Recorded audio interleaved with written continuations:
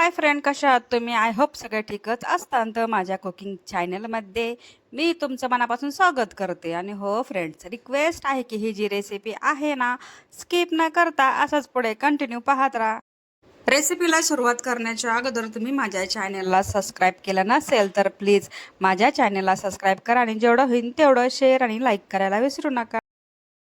तर मी तुमच्यासाठी एक रोज नवीन छान छान अशी रेसिपी घेऊन येत आहे. आजही घेऊन आलेले आहे. चला तर मग वेळ न घालवता रेसिपीला सुरुवात करूया. तर तुम्ही थंबनेलवरून किंवा टायटलवरून ओळखलेच असेल की इथं मी कोणती रेसिपी बनवते. त्याच्यासाठीच इथं मी काय केले, 8 ते 9 इथे हिरवी मिरची घेतलेली आहे आणि हो 10 ते 12 इथे मी लसणाचे पाकळ्या घेतल्यात. आणि नंतर मी काय केले, 1 चमचा इथं मी घेतलेला आहे जिरा. त्याला ना मिक्सरमध्ये बारीक करून घेतले. खूप बारीक करायचं नाही, फक्त अबडधबड असं ठेवायचे. तर इथं मी घेतलेलं आहे 2 मोठे बटाटे. त्याची साल जी आहे ते काढून घेतलेली आहे आणि खिसणीच्या साहाय्याने खिसूनही घेतलेलं आहे. तुम्ही पाहू शकता, खिसून झाल्याच्या नंतर जे आपलं जे बटाट्याचं पाणी जे आहे ना ते पूर्ण काढून घेतले. ह्याचा काही उपयोग नाही आहे आपल्याला. त्याच्यासाठी पाणी काढून घ्यायचे, एकदम कोरडे असं करून घ्यायचे ते. एका प्लेटमध्ये मी काय केले, जे आपण बटाट्याचे खिस काढून घेतलेला आहे तोच पूर्ण पांगून ठेवलेला आहे.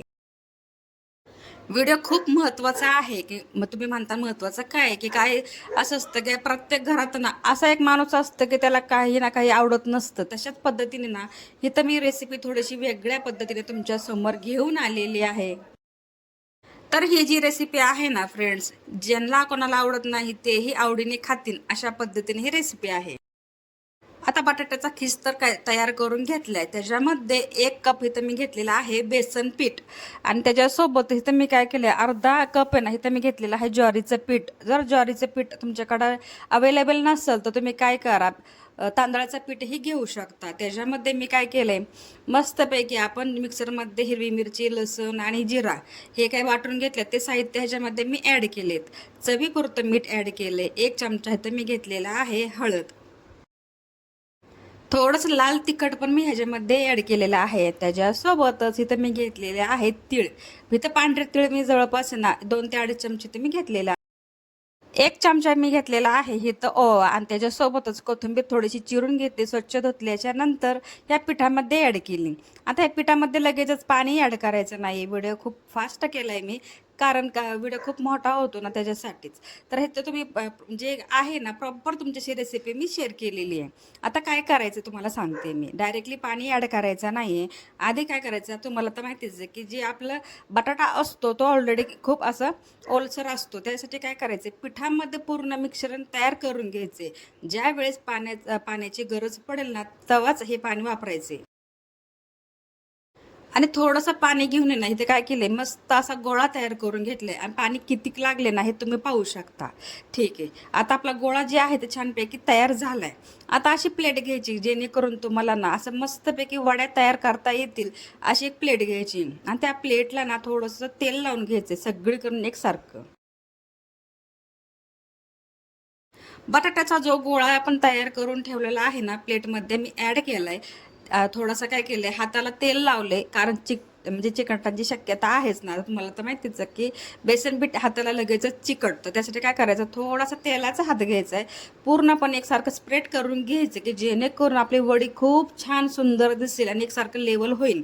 आणि हाताच्या नंतर हाताचे ठसे दिसतात, म्हणून त्याच्यासाठी काय करायचंय, प्लेन कोणतंही तुम्ही उलथनं घेऊ शकता किंवा वाटी वगैरे घेऊ शकता. लेवल एकसारखी करायची.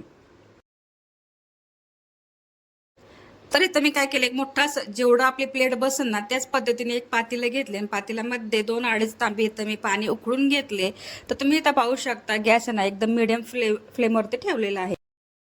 आणि हो, पाणी गरमच करून घ्यायचे, कारण काय होतं की त्याची वाफ जी आहे ती तयार झाली ना तर आपले जे वड्या आहेत ते खूप सुंदर अशा होतात. आणि डायरेक्टली ठेवायचं नाही, काय करायचं, चाळण ठेवायची, चाळणीवरती ती प्लेट ठेवायची आणि त्याच्यावरती झाकण लावून ठेवायचं जवळपास 15 मिनिटं. आणि मीडियम गॅसवरती काय करायचं, ह्याला शिजू द्यायचे, म्हणजे वाफेवरती हे तयार होतं. आणि काय करायचे, 15 मिनिटाच्या नंतर चेक केलं, मधोमध आपण काय केलं, तूथपिक तिथं टाकून चेक केलं तर हे सर्व काय मस्तपैकी शिजून तयार झालं होतं. तर 15 मिनिटाच्या नंतर आपण चेक केले, तुम्ही पाहू शकता टूथपेस्ट आपली जी आहे ती एकदम क्लीन अशी निघालेली आहे. तर मी काय केले, ती प्लेट काढून घेतली, थंड होण्यासाठी साईडला ठेवून दिलेली आहे जवळपास 15 मिनिटं.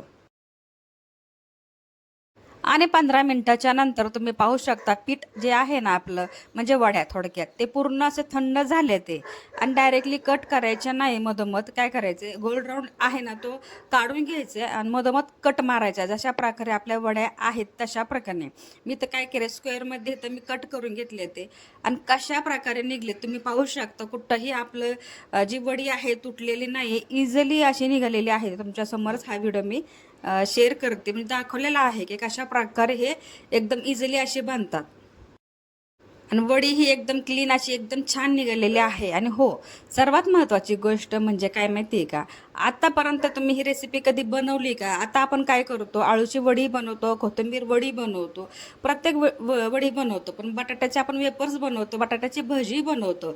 पण अशा पद्धतीने बटाट्याची वडी तुम्ही कधी खाल्ली का? जर खाल्ली असेल तर नक्की मला कॉमेंटमध्ये सांगा. आणि हो, आपण काय केलं वड्या वगैरे आहे व्यवस्थित काढून घेतले ते तेल जे आहे तापवून घेतले. आता ह्याला थोडासा वेळ लागतो तळायसाठी.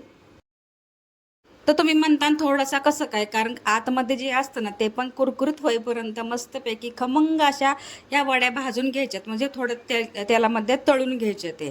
तुम्ही पाहू शकता एक एक वडे मी अलटी-पलटी करून दोन्हीही बाजूना त्याचे खूप असे सुंदर भाजून घेते आणि ह्याचा कलर जे आहे ना तर खूप सुंदर असा सोनेरी रंगाचा आलेला आहे आणि अशाच प्रकारे ही वडी आहे ना तर खायला तुम्हाला खूप छान वाटते. आणि खरंच हे स्नॅक्ससाठी तर ही खूप सुंदर आहे. तुम्ही जर नाश्त्यामध्ये बनवायचे असेल ते तवाही बनवू शकता. आणि ही रेसिपी आहे ना कमी खर्चात आणि इतकी सोपी रेसिपी आणि त्याच्यापेक्षा ही चविष्ट आणि टेस्टी अशी रेसिपी आहे. वरतून खुसखुशीत आणि आतून सॉफ्ट अशी रेसिपी आहे बरं का फ्रेंड. तुम्ही ही नक्की ट्राय करा.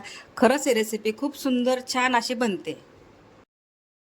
आणि जे आपण पांढरे तीळ टाकलेले आहे ना तर किती सुंदर दिसतात आणि ह्याचा कलर जे आहे तो खूप सुंदर अमेझिंग असा आलेला आहे. तर बाकीच्या वड्याही आपण खूप सुंदरपैकी ना तळून घेतले. ते आता काय करायचे राहिलेल्या जे आहेत ते पण इथं तळून घेऊया. तेही तुम्ही पाहू शकता खूप सुंदर असे झालेले आहे. आणि फायनली खरंच ही रेसिपी माझी बनून झाली आणि तुम्हाला खोटं सांगत नाही अजिबात की ही रेसिपी ना एकही म्हणजे मी जेवढ्या वड्या बनवल्यात ना ते त्यातल्या ना एकही शिल्लक राहिलेला नाही. खरंच सांगते. तुम्ही ही नक्की बनवा. कमी वेळात, कमी खर्चात आणि सोप्या पद्धतीने.